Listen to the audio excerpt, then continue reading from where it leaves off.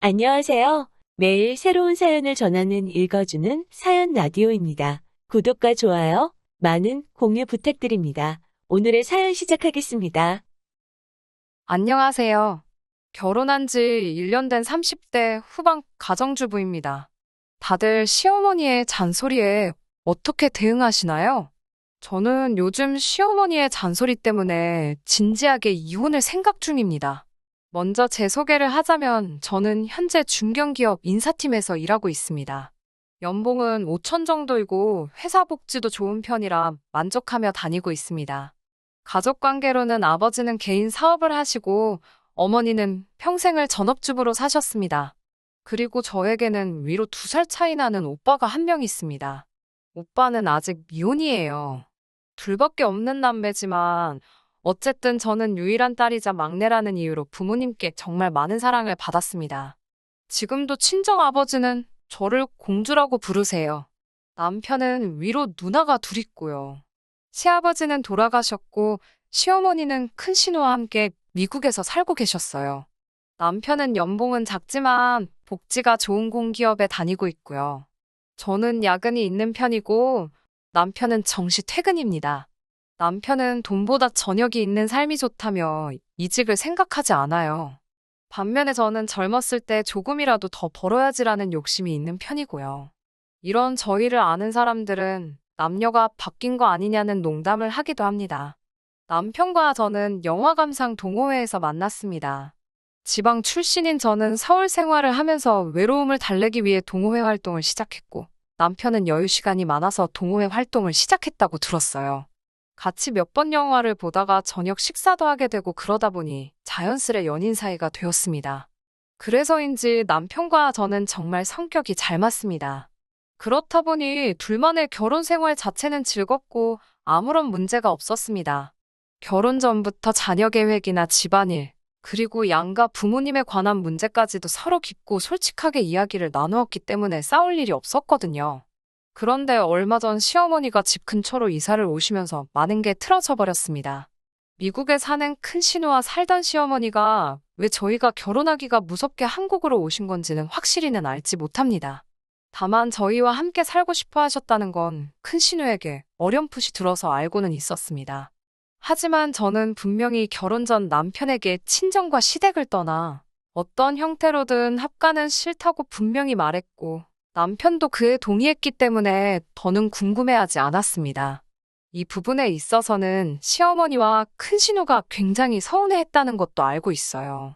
아무튼 결국 시어머니는 고집대로 한국으로 들어오시더니 보란듯이 저희 집에서 10분도 안 되는 거리에다가 집을 구하셨습니다.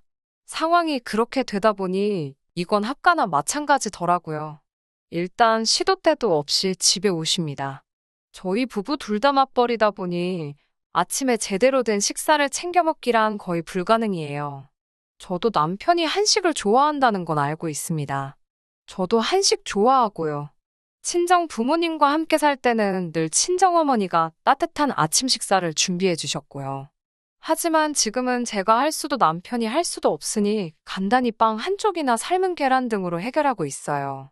그런데 시어머니가 굉장히 이 점을 못마땅하게 여기시더라고요.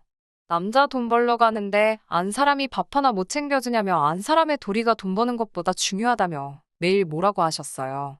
그래도 제가 바뀌질 않으니 나중엔 도시락을 싸서 현관에 두고 가시더라고요. 저는 사실 굉장히 부담을 느꼈지만 남편은 부담보단 감사함을 느꼈던 것 같아요. 제가 어떻게 느꼈던 간에 감사한 건 사실이었으니 시어머니께 정말 감사하다고 인사를 드렸고 동시에 이렇게까지 안 해주셔도 된다고도 말씀드렸습니다. 그러다 2주 정도가 났을 무렵 시어머니께서 아침 6시 반인데 저희 집에 찾아오셨습니다. 무슨 일이라도 있어서 그러신가 싶어 깜짝 놀라 현관을 여니 아침 식사를 해주러 오셨다고 하시더라고요. 솔직히 당황스럽고 어이없었지만 좋은 뜻으로 그러신 거니 아무 내색도 하지 않았습니다. 그런데 점점 시어머니가 오시는 횟수도 일주일에 3-4번으로 늘어나고 제가 돕기를 바라시더라고요. 안 되겠다 싶어서 남편에게 지금 너무 불편하다고 솔직하게 털어놓았습니다. 다행히 남편도 상황을 이해하곤 시어머니께 이제 안 오셔도 된다고 설명을 드렸습니다.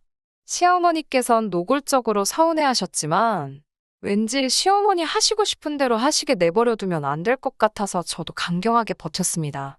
다행히 그 이후로 시어머니가 아침마다 오시는 일은 현저히 줄었습니다. 하지만 아예 안 오시게 된 건 아니었어요. 그 이후로는 일주일에 한 번 정도 오시기 시작했는데요. 문제는 항상 저희가 출근한 후에 오신다는 거였어요. 저희 현관이 도어락이긴 하지만 열쇠가 있으면 열쇠로도 열 수 있거든요. 만일의 경우를 대비해 시어머니께 여분의 열쇠를 드린 게 화근이었습니다. 아무튼 그렇게 갑자기 오셔서 하시는 일은 저희 집 청소도 하시고 빨래도 하셨습니다. 제 성격이 깔끔한 편이라 맞벌이여도 청소를 안 하고 그러지는 않는데요. 그럼에도 불구하고 가끔 일이 밀리는 경우가 있어요. 그럼 여지없이 시어머니가 일을 해두고 가십니다. 이게 들었을 때는 되게 좋은 시어머니 같지만 며느리 입장에서는 굉장히 곤혹스럽습니다. 왜냐하면 번번이 잔소리를 하시니깐요. 이것도 옷이라고 산 거니? 이건 못 보던 건데 언제 사놓으시니? 이런 질문은 예사입니다. 우리 아들 속옷이 낡았더라. 너는 내 것만 사냐? 네 남편도 새 속옷 입을 줄 안다. 뭐 이런 이야기도 하시고요. 심지어 가끔 제 옷을 빌려달라며 그냥 가지고 가시기도 하십니다. 시어머니는 나처럼 돈도 안 받고 며느리 일 대신 해주는 시어머니가 어딨냐며 생색을 내셨지만 저는 너무 불편해서 차라리 사람을 불러서 치우면 치웠지 않으셨으면 좋겠더라고요.